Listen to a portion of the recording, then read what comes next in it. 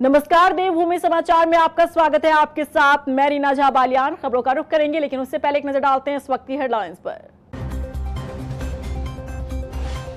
उपचुनाव को लेकर राजनीतिक दल हुए सक्रिय। मंगलौर में बीजेपी ने की बैठक। प्रदेश प्रभारी दुष्यंत गौतम ने कार्यकर्ताओं को दिए खास टिप्स। जीत का किया दावा। 2 विधानसभा सीटों पर होने वाले उपचुनाव के लिए कांग्रेस ने की उम्मीदवारों की घोषणा। बद्रीनाथ से लखपत बुटोला और मंगलौर से काजी निजामुद्दीन पर आजमाया दांव। उत्तराखंड में नौकरशाही की तानाशाही से विपक्ष परेशान। कांग्रेस ने दिया बड़ा बयान। राज्य में अधिकारी चलाते हैं सरकार। उत्तराखंड में गर्मी से लोगों का हाल बेहाल। सूरज के तपिश ने किया जीना मुहाल। 2 दिन बाद बारिश की संभावना। गर्मी से मिल सकती है राहत।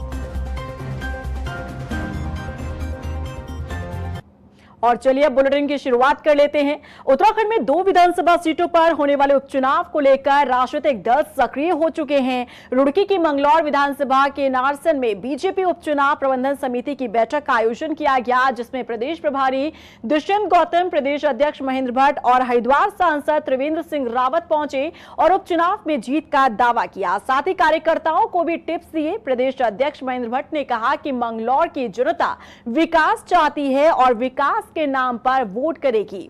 मंगलौर विधानसभा सीट से प्रत्याशी करतार भड़ाना ने कहा कि जनता का उन्हें भरपूर समर्थन मिल रहा है। मंगलौर में इस बार परिवर्तन जरूरी है।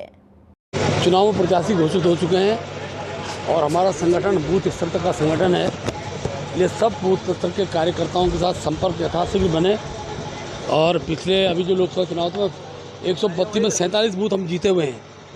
हम अपने बूथ के जीत की क्रम को बढ़ाएंगे और मैं कह सकता हूँ लगभग 100 से ज़्यादा पोलिंग बूथ पर भारतीय जनता पार्टी मंगलौर विधानसभा के चुनाव में आगे रहेगी।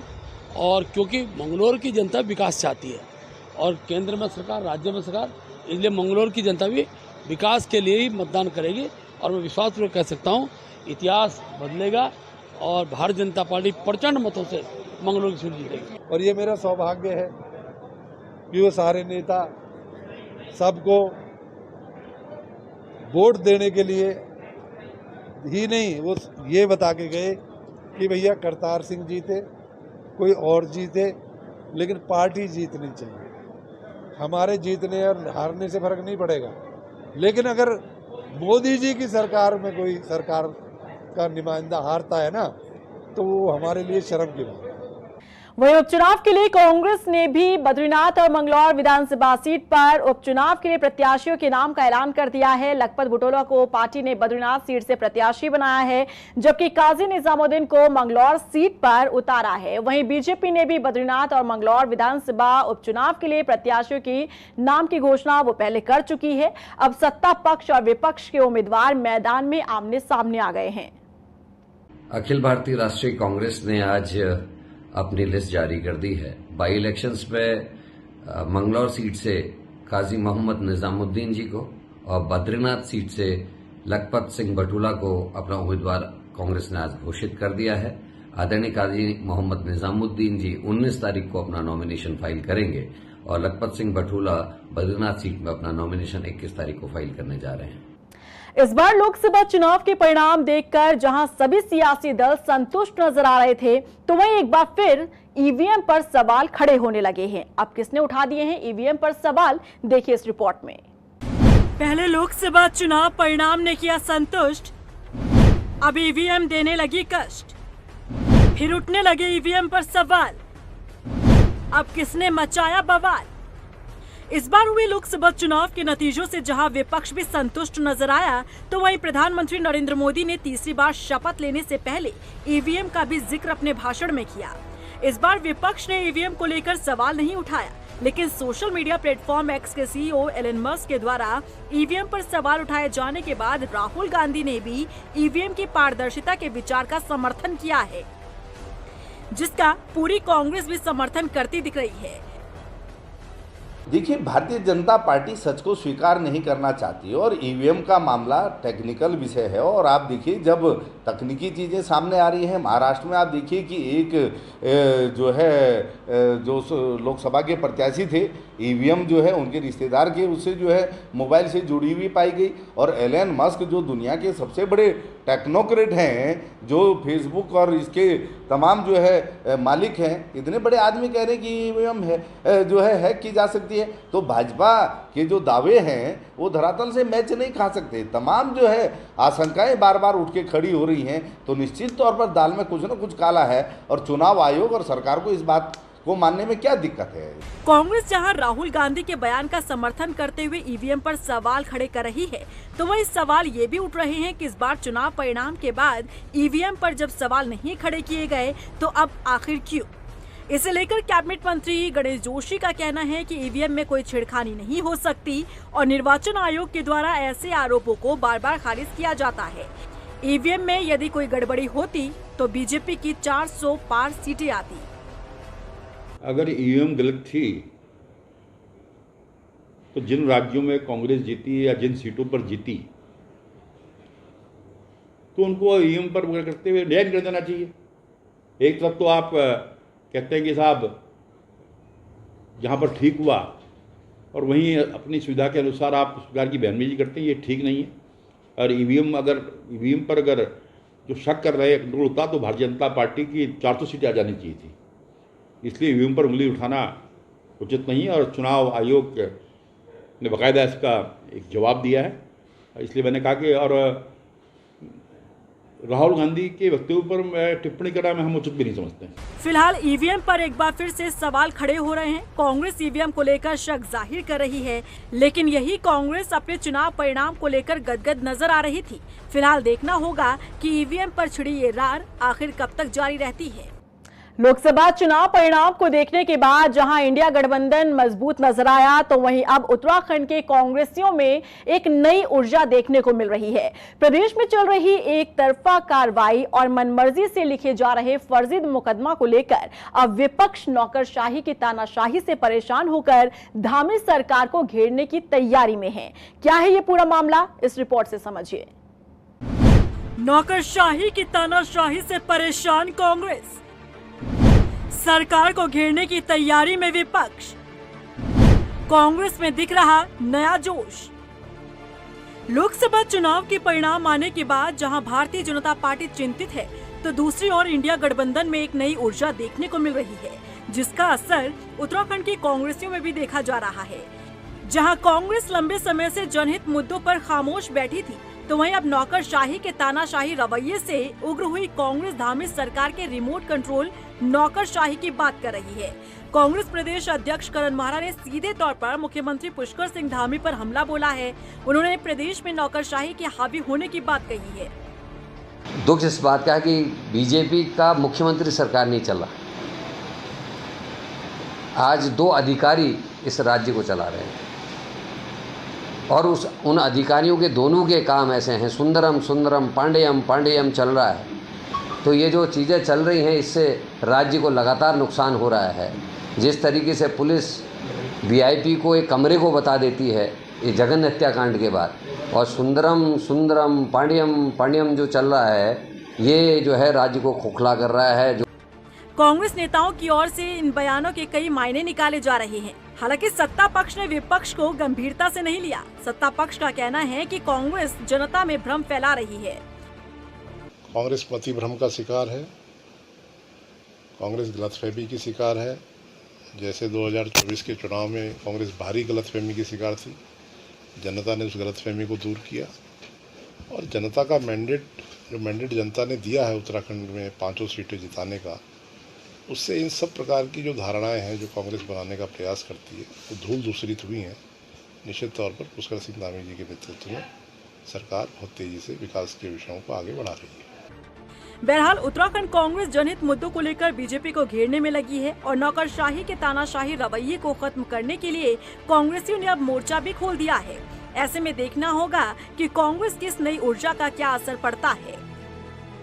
उत्तराखंड के लोगों का हाल गर्मी से बेहाल है। सूरज आग उगल रहा है और गर्म हवा के थपेड़े लोगों को अपना शिकार बना रहे हैं। लेकिन इस बीच लोगों के लिए राहत की खबर है। प्रदेश में लोगों को गर्मी से राहत मिलने के आसार नजर आ रहे हैं। देखिए रिपोर्ट। गर्मी से उत्तराखंड के लोगों का हाल बेहाल। सूरज की तलखी ने जीना किया मुहाल। जल्द गर्मी से राहत मिलने के आसार। बारिश होने से गिरेगा तापमान। उत्तराखंड में इस बार मैदान से लेकर पहाड़ तक गर्मी अपने तल्ख तेवर दिखा रही है। मई के बाद जून में भी अभी तक कई बार रिकॉर्ड तोड़ गर्मी लोगों को झुलसा रही है।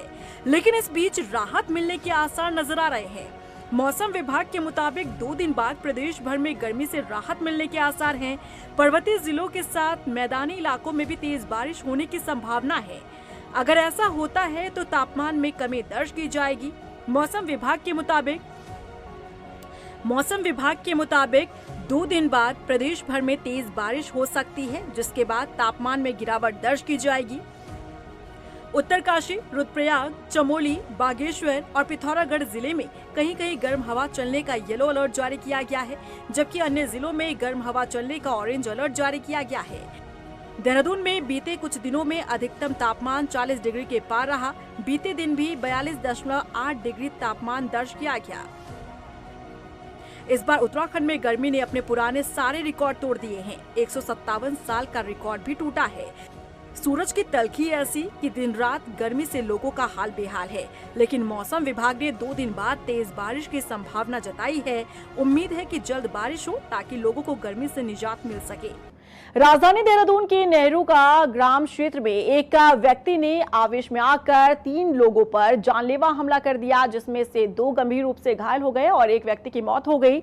वहीं पुलिस ने इस मामले में 3 आरोपियों को अरेस्ट किया है और घटना में शामिल 4 आरोपी फरार हैं।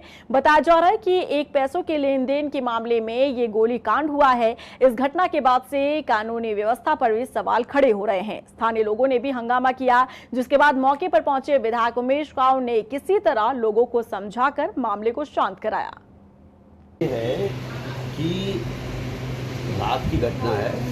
रात गोली चली, 3 लोगों पे गोली लगी, एक की तो अभी बॉडी मिली, 2 को हॉस्पिटल में भर्ती किया है।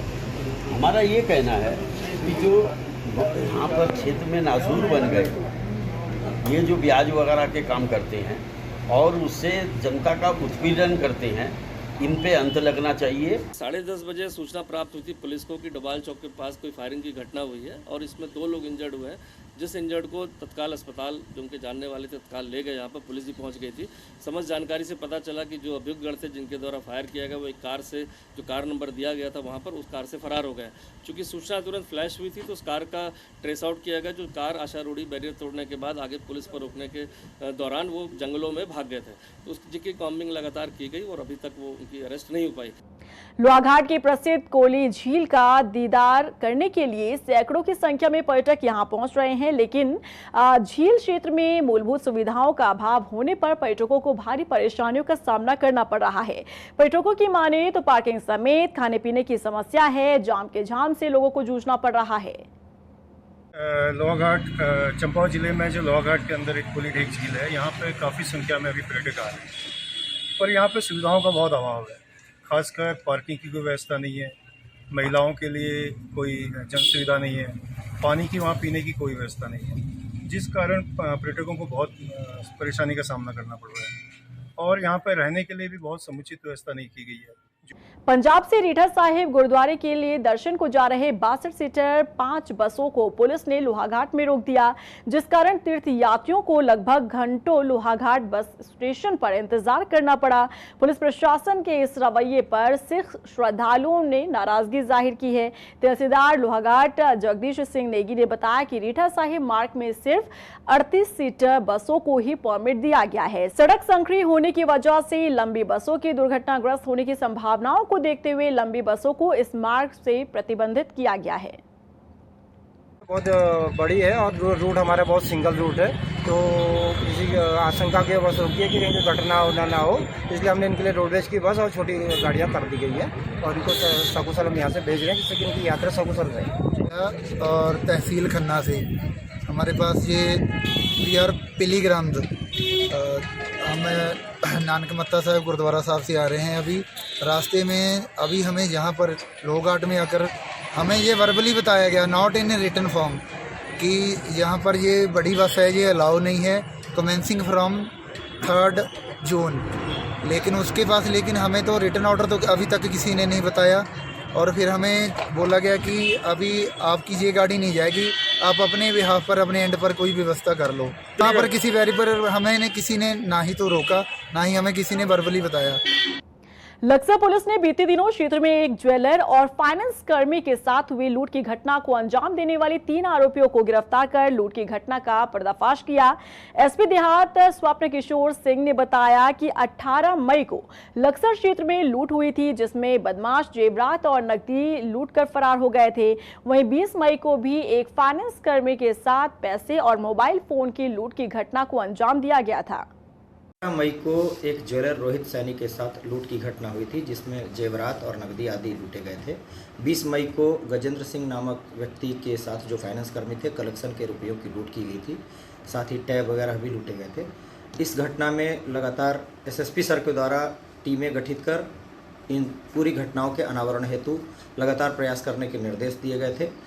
उन निर्देशों के अनुपालन के क्रम में इंस्पेक्टर लक्सर के नेतृत्व में लगातार 3-4 टीमों ने काम किया और सीसीटीवी फुटेज और मैनुअल पुलिसिंग को कोऑर्डिनेट करते हुए, कड़ी से कड़ी जोड़ते हुए 3 अभियुक्तों मुकुल निवासी लक्सर और शुभम और अंकुश निवासी रोहाल की खानपुर को गिरफ्तार करने में सफलता हासिल की।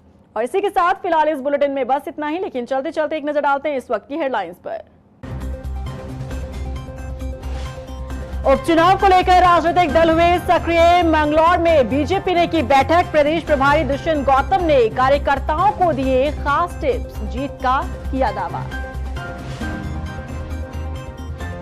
2 विधानसभा सीटों पर होने वाले उपचुनाव के लिए कांग्रेस ने की उम्मीदवारों की घोषणा। बद्रीनाथ से लखपत बुटोला और मंगलौर से काजी निजामुद्दीन पर आजमाया दाव।